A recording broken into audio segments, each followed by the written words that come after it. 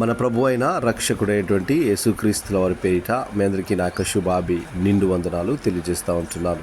ఈరోజు దేవుని యొక్క వాగ్దానము ఎజ్రా గ్రంథములోంచి 8వ అధ్యాయము 22వ వచనం. మా దేవుని హస్తము తోడుగా ఉండును. దేవునికి స్తోత్రం.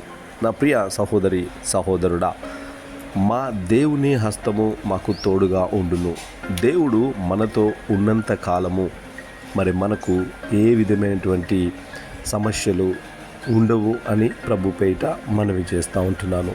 అంటే ఈ లోకములో మనల్ని అందరూ విడిచే వాళ్ళుగా ఉంటున్నారు, మోసం చేసేవాళ్ళుగా ఉంటున్నారు, మాట తప్పేవాళ్ళుగా ఉంటున్నారు. అందుకే ప్రభు అంటాడు, మనుషులను నమ్ముకున్నట కంటే యెహోవాను ఆశ్రయించుట మేలు అని ప్రభు యొక్క వాక్యము సెలవిస్తూ ఉంటుంది.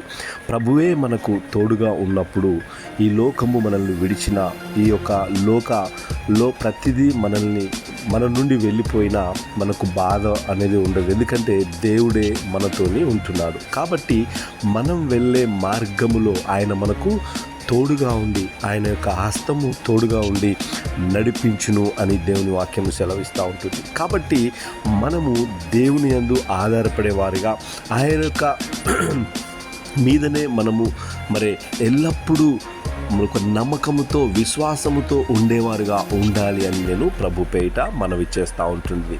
నా ప్రియ సహోదరి సహోదరుడా, నువ్వు వింటున్నావా? ఆయన అరచేతులలో నిన్ను చెక్కుకొని ఉన్నాడు.